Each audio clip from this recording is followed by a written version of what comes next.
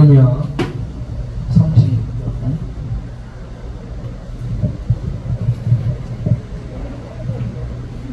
예레미야 36장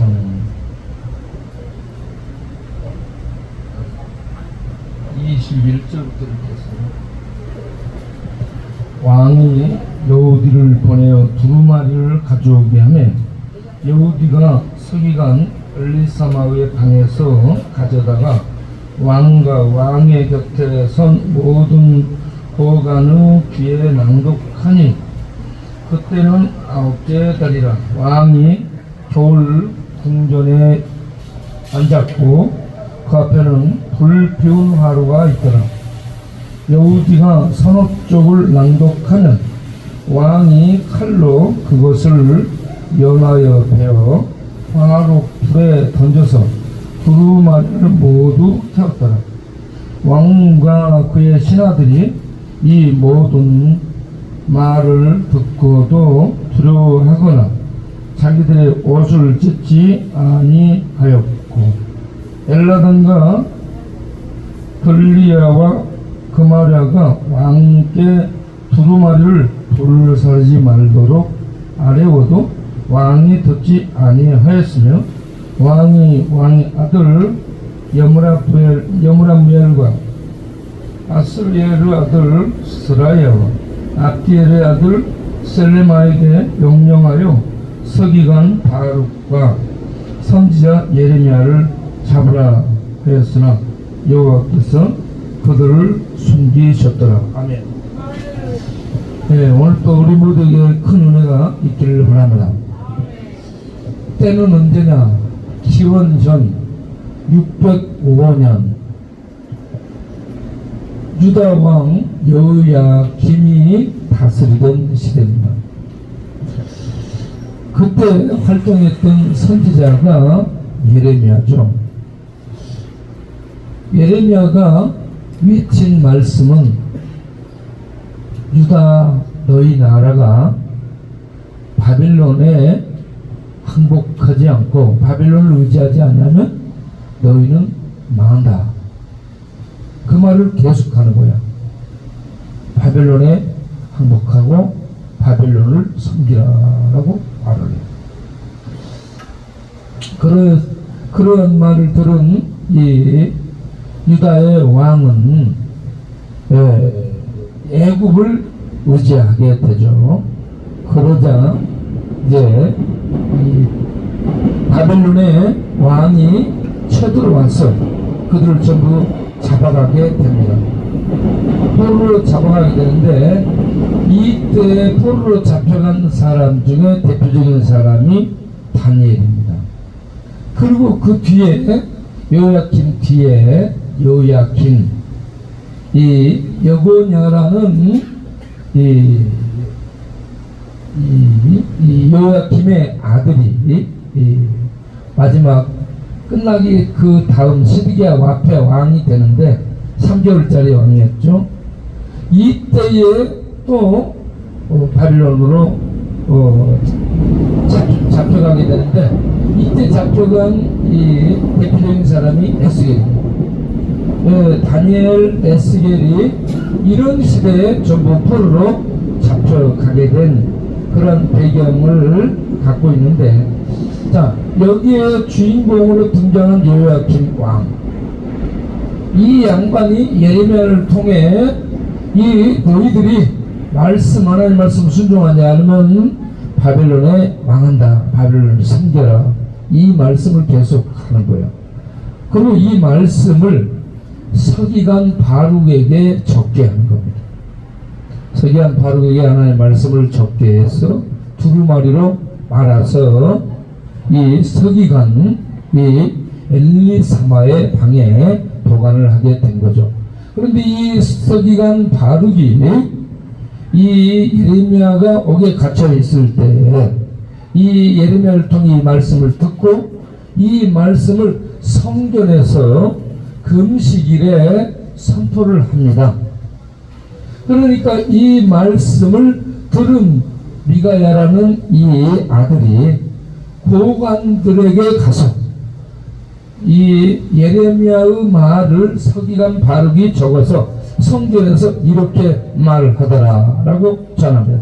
그래서 고관들이 이 바룩에게 그 두루마리를 가지고 오라고 얘기하죠. 그렇게 해서 고관들이 이 바룩에게 그 말씀을 직접 듣게 됩니다. 고관들이 그 말씀을 들으면서 이거 큰일이구나, 그러한 이 느낌을 받게 돼요. 그리고는 그 두루마리를 서기관 엘리사마의 방에 보관하도록 하고, 예레미야하고 바룩 이 두 사람을 향해 너희 숨어 있으라라고 숨겨놓고 그 내용을 가지고 왕에게 갑니다. 왕에게 가서, 왕이요, 이렇게 예레미야 선지자가 말씀을 하더이다. 그래.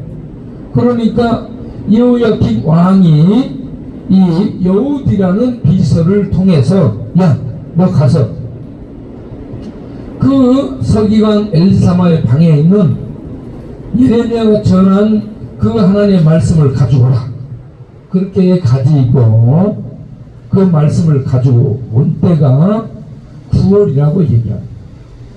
605년 9월. 그러면 9월은 우리 태양력으로 하게 되면 12월을 의미하는 거예요.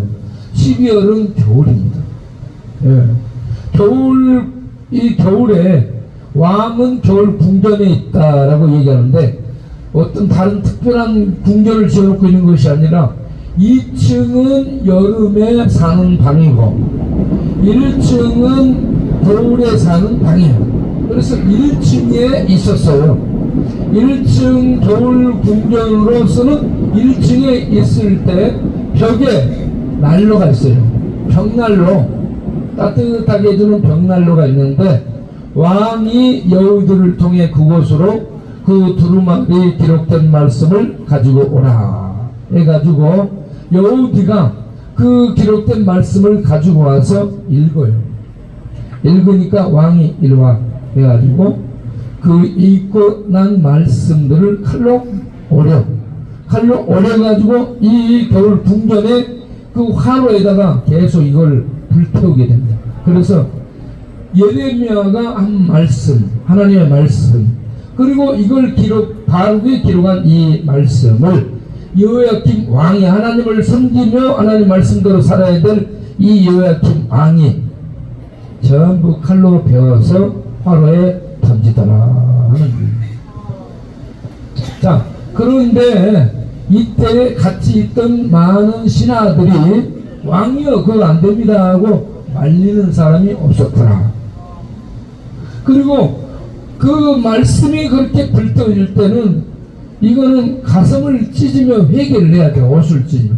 그렇게 하는 신하도 한 명이 없었더라. 그런데 미가야에게 이 말씀을 들은 세 사람이 나서서 왕이여 그러면 안 됩니다 하고 말려. 그런데 왕이 그들의 말도 듣지 않습니다.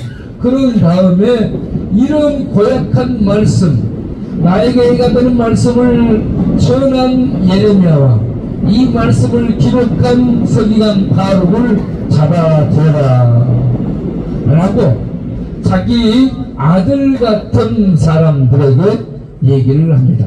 이때 왕이 몇 살이냐? 30살이었어요. 30살이기 때문에 장성한 아들은 없어요. 그런데 자기의 신복들을 아들처럼 이렇게 표현하고 있습니다. 그래서 자기 신복을 보내서 예레미야와 이 바룩을 잡아들이라. 그런데 하나님이 그들을 숨겼더라라고 말씀합니다. 자, 여기에서 우리가 생각할 것은 뭐냐? 하나님의 말씀을 없애버리더라 이겁니다. 불태워서 칼로 잘라서 불태워서 없애버리더라. 그러면 하나님의 말씀을 종이를 칼로 베어가지고 화롯불에 불태워버렸다. 그럼 말씀이 없어질까요? 안 없어질까요? 예, 하나님의 말씀을 없애면 없어질 줄 알았는데 하나님이 그 상황을 다시 예레미야를 통해서 너는 내가 일러준 말을 바르게 다시 기록하도록 해라라고 다시 말씀을 기록하게 됩니다. 하나님의 말씀을 없앤다고 말씀이 없어지지 않습니다. 네.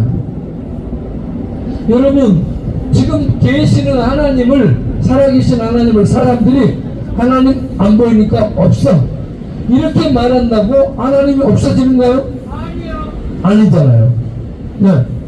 자, 지금 세상은 어떤가? 이 성경 말씀을 여호야kim 왕은 칼로 베어서 불태웠었는데, 지금 세상은 하나님의 말씀을 어떻게 얘기하냐?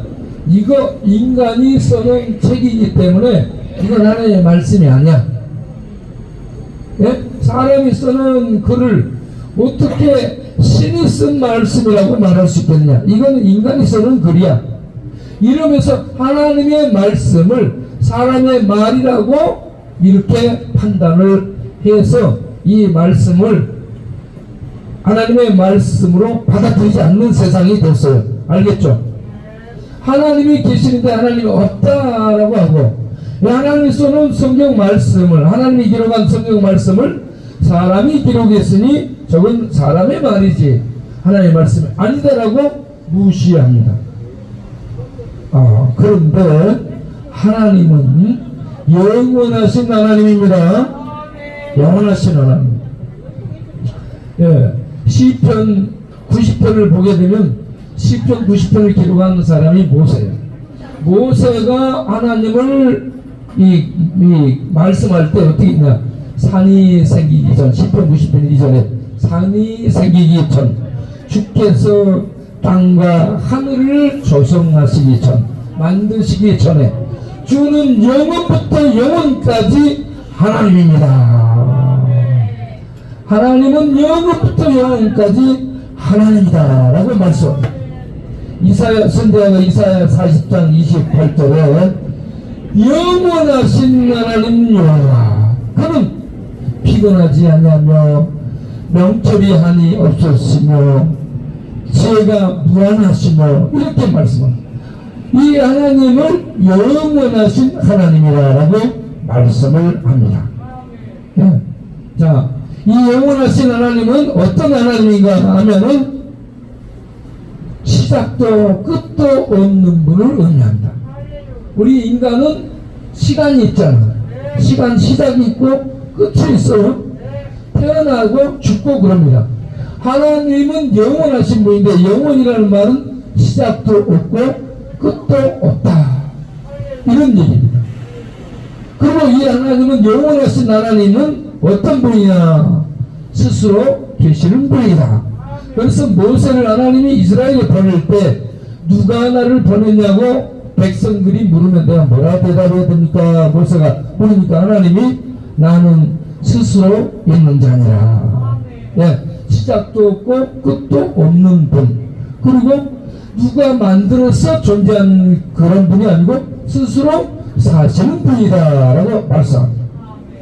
이렇게 스스로 사시는 하나님, 그 하나님을 거룩한 하나님이라고 말씀합니다. 거룩하다는 말은 죄가 없는 상태를 의미하기도 하지만 초월해 계시는 분이시다, 이런 얘기입니다.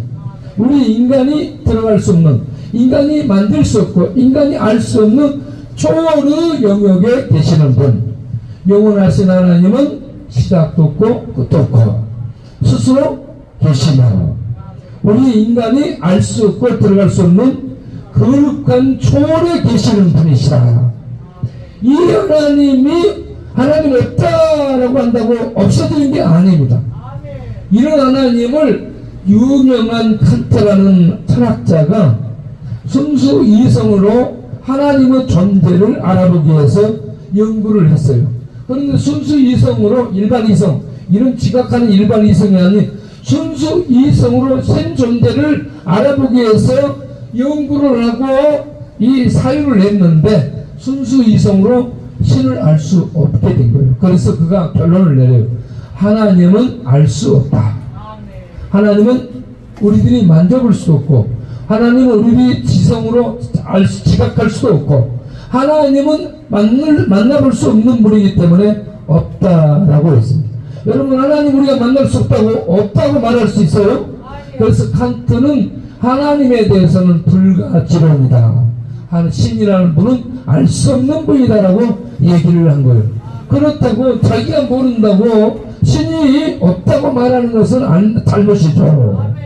왜 하나님을 우리가 알 수 없느냐? 하나님은 영적인 분이기 때문에 그렇습니다. 거룩하신 하나님, 시작도 없고 끝도 없는 하나님, 스스로 계신 영원하신 하나님은 영이십니다. 우리 인간의 물리적인 이런 육체를 갖고 있는 분이 아니에요. 바람 같은 영이에요. 그렇기 때문에 우리 인간은 만져볼 수 없고 알 수 없어요. 그러면 어떻게 알 수 있냐? 그분이 오셔야 알 수 있는 것이죠. 그래서 그분이 오셔서 알려주는 것을 계시라고 말씀합니다. 하나님이 당신을 알려준 그 계시를 통해 우리는 하나님을 알게 되는데, 하나님에 대해 최종 계시를 하신 분이 하나님의 아들 예수입니다. 예수님은 어떤 분이냐? 영원하신 하나님과 함께 천지 만물을 만드신 창조주 하나님, 스스로 계신 신이십니다. 스스로 계신 신이신 예수님께서 말씀이 육신이 되어 우리 가운데 오셔서 하나님의 모든 하신 말씀을 이루게 되시죠. 그런데 이 하나님의 아들까지도 세상은 죽여 없애버립니다. 십자가에 못 박아서 네가 하나님이라고, 네가 하나님의 아들이라고, 네가 그리스도 구원자라고 한번 너를 구원해봐 해가지고 십자가에 못 박아 죽여버리죠. 하나님의 아들을 하나님이라고 죽입니다. 그런데 하나님의 아들을 죽이면 끝날 줄 알았는데 어떻게 됐어요? 하나님의 아들이 죽었다가 다시 살아났습니다. 영원하신 하나님은 죽일 수 없는 분입니다. 그 영원하신 하나님은 없다고 해서 없어지는 분이 아닙니다. 그 하나님이 하신 말씀을 칼로 잘라서 불태우고, 그 말씀이신 하나님이 이 땅에 오셨는데 저거 죽어 없애버리자 해가지고 십자가의 공개청에 죽어 없애버렸다고 그분이 죽음으로 끝나는 것이 아니고 죽음에서 다시 살아나셨습니다. 그러니 세상이 미쳐버리는 거야. 하나님을 아무리 없애도 없어지지 않고, 하나님을 죽어도 죽지 않고 다시 살아나고, 성경을 불태워 없어도 성경 말씀이 그대로 보존되고, 세계 최고 베스트셀러 1위가 성경입니다. 아무리 불태워 없어도 없어지지 않고. 이거 세상에 환장할 노릇 아닙니까? 그래서 우리는 세상처럼 이 말씀을 대하는 것이 아니고 이 말씀을 하나님의 말씀으로 받아들이는 지혜가 있기를 바랍니다. 보이지 않는 하나님이 존재하시고 말씀하신다는 것을 믿음으로 받아들이는 우리들이 되기를 바랍니다. 그리고 보이지 않는 하나님이 우리 믿는 안에 오셔서 우리의 삶을 인도하시며 보이지 않지만 존재하는 영원한 하나님의 나라로 우리를 인도하시고 있다는 걸 믿으시기 바랍니다.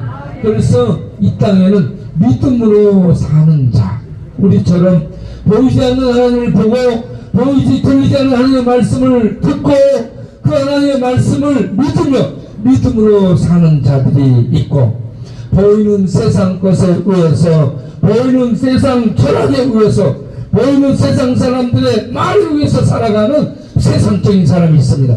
여기 오신 여러분 모두 보이지 않지만 존재하신 하나님, 죽었지만 죽었다가 다시 살아나신 영원하신 하나님, 우리를 죄와 저주에서 구원해내시고 하나님의 영원한 생명을 내려놓는 살아있는 예수님을 믿고 그 예수님의 말씀을 따라 믿음으로 살아가는 우리 모두 되시기 바랍니다. 기도하겠습니다.